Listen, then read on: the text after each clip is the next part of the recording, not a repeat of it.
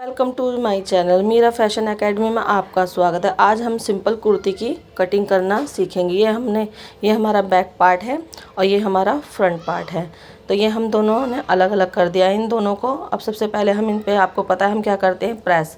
तो अब हमने इन दोनों पर सबसे पहले प्रेस करके सेंटर बैठा लेंगे और फ्रंट पार्ट की पहले हमने कटिंग करनी है। ये हमारी प्रेस हो चुकी है। अब हम इंची टेप को रखेंगे और अपने गले का लंबाई का नाप लेंगे, जो कि हमारी गले की लंबाई है वो 7.5 इंच है। तो हमने 7.5 इंच पर निशान लगाया। अपने स्केल को सीधा रखेंगे। एक निशान हमने 6.5 इंच पर निशान लगाना है, जो कि तीरे का है, तीरे की लंबाई। फिर एक निशान हमने कमर के लिए लगाना है, जो कि हमारी 13.5 इंच की कमर थी, तो एक आधा इंच प्लस किया, तो हमने 14 इंच पर निशान लगा दिया। अब हम अपने इंची टेप को डाउन करेंगे जहाँ पे हमने तीरे का निशान लगाया था, और वहाँ से हमारी जो हिप की लंबाई है वो 13.5 थी, उसमें आधा इंच प्लस किया, तो हमने 14 इंच पर निशान लगा दिया। अब हम लंबाई का निशान लगाएंगे, जो कि हमारी लंबाई है 35 इंच। हमने उसमें 1 इंच प्लस किया, तो वो हमने 36 इंच पर निशान लगाया। इंची टेप को फिर डाउन करेंगे और 3 इंच पर एक निशान और लगा देंगे, जो कि हमारा अंदर फोल्ड हो जाएगा। अब हम अपनी हिप का निशान लगाएंगे, जो कि 39 थी, तो उसका हमने 4 भाग लिया है, तो 19.5 इंच पर निशान लगाया हमने। अब हम कमर का निशान लगाएंगे, जो कि हमारी 30 कमर थी, तो उसका हमने 4 भाग लिया, 7.5, उसमें आधा इंच प्लस करेंगे तो 8 इंच पर निशान लगा देंगे। और एक हम 2 इंच की लूजिंग का निशान लगाएंगे कमर पर। सेम वैसा ही हमने हिप पर भी 2 इंच की लूजिंग का निशान लगाएंगे। अब हमने अपनी चेस्ट का निशान लगाना है, जो कि हमारी 36 थी चेस्ट, तो हमने उसका 9 भाग लिया और आधा इंच प्लस किया, तो 19.5 इंच पर निशान लगाया और 2 इंच हमने लूजिंग का निशान लगाया। इस तरह हमारा ये निशान लग चुका है। अब हमने जो हमारा हिप का निशान था 19.5 इंच, अब हमने दामन पे भी लगाना है, 19.5 इंच पर ही निशान लगाना है। 2 इंच हमने लूजिंग का भी निशान लगाना है। 2 इंच लूजिंग का निशान लगाने के बाद अब हम अपने स्केल को रखेंगे इस तरह स्ट्रेट और निशान को लगा देंगे। जो हमने 2 इंच का लूजिंग का मार्जिन लिया था उस पर भी सेम इस तरह ही निशान लगाएंगे और पूरे निशान लगाते हुए लेकर जाएंगे। कमर और हिप पर भी तिरछा स्केल रखेंगे, अपने स्केल को रखकर निशान लगा देंगे। अब हम कमर और जो हमारी चेस्ट थी उस पर भी सेम इस तरह ही निशान लगाएंगे। इस तरह निशान लगाने के बाद हमारे ये मेज़रमेंट पूरा हो चुका है। अब हमने तीरे का निशान लगाना है, जो कि हमारा तीरा की जो चौड़ाई थी वो 13 इंच थी। पहले हमने गले का निशान लगाया 3 इंच, 3.5 इंच हमने कंधे की पट्टी का निशान लगाया। हमारा फ्रंट तीरा था 12, तो उसका हाफ लिया 6 इंच। बैक हमारा 14 था, तो उसका हाफ लिया 7 इंच। ये हमारा बैक का निशान हो गया। इस तरह हम स्केल को रखेंगे और तिरछा निशान करके लगा देंगे। ये हमारे तीरे की लंबाई का निशान है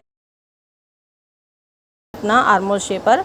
और सबसे पहले हमने जो तीरे की लंबाई थी उसको टेप को फोल्ड करके इस तरह हाफ कर लेंगे और अपने आर्मोल शेपर को लेंगे, इस तरह शोल्डर पे सेट करेंगे और अपना निशान लगा देंगे बैक पार्ट का। ये हमारा बैक का निशान लग चुका है। अब हम फ्रंट का निशान लगाएंगे। ये हमारा फ्रंट का निशान लग चुका है। इस तरह हमारा ये पूरा निशान लग चुका है। अब हम कर देंगे कटिंग।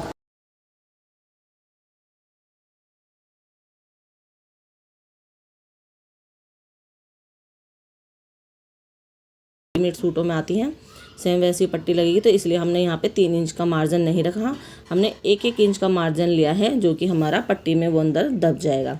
इस तरह हमारे फ्रंट पार्ट की कटिंग हो चुकी है। अब हम बैक पार्ट की कटिंग करेंगे। ये हमारा बैक पार्ट है। बैक पार्ट को फ्रंट हमने सेंटर में से लिया था क्योंकि हमारा गला बना हुआ था, और बैक पार्ट में हमने साइड में से लेना होता है कपड़ा। जैसे कि हमारी हिप है 19.5 इंच थी, तो उसी के हिसाब से हमने 2 इंच की लूजिंग ली है और इस तरह प्रेस करके सेट कर लिया कपड़े का। अब इस पर हम फ्रंट पार्ट को रखेंगे और इसके बाद अब हमने कटिंग करनी है।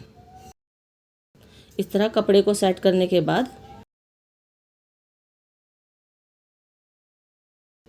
अपने इंची टेप को लेंगे और यहाँ से स्केल को रखेंगे, 3 इंच डाउन करके एक निशान लगा देंगे। क्योंकि हमारा ये बैक पार्ट है तो इसमें हमें अंदर फोल्ड करना है कपड़े को तुरपाई के लिए, तो इसलिए हमने 3 इंच का निशान लगाया और अब हम कटिंग कर देंगे इसकी।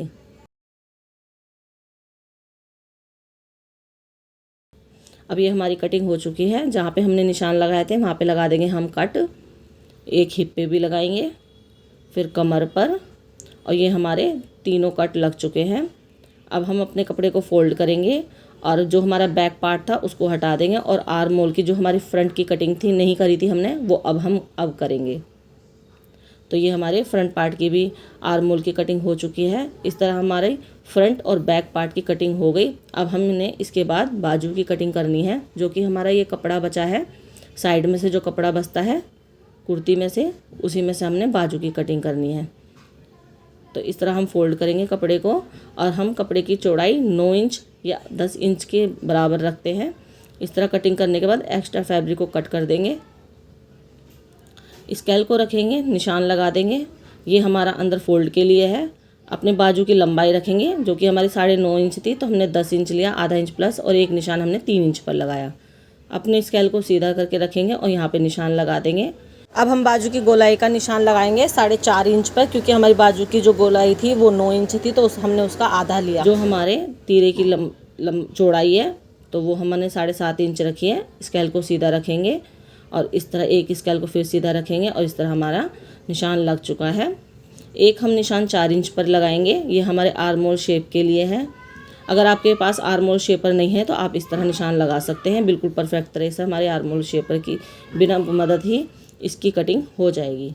अब हमने फ्रंट की भी इस तरह आर्म होल शेप को रखेंगे और इस तरह निशान लगा देंगे।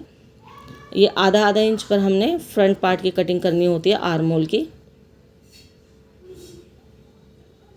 अब यहाँ पे भी हमने जहाँ स्केल से निशान लगाया था यहाँ पे कट का निशान लगा देंगे। अपने 2 पार्ट को उठाएंगे फ्रंट के और वहाँ पे आधा इंच पे फिर हम कटिंग कर देंगे। ये हमारे फ्रंट की कटिंग हो चुकी है। तो इस तरह हमारे कुर्ती की कटिंग हो गई और ये बाजू की भी। आई होप आपको मेरी वीडियो पसंद आई होगी। लाइक एंड सब्सक्राइब ज़रूर करें और मुझे कमेंट करके भी ज़रूर बताएं। Thank you for watching.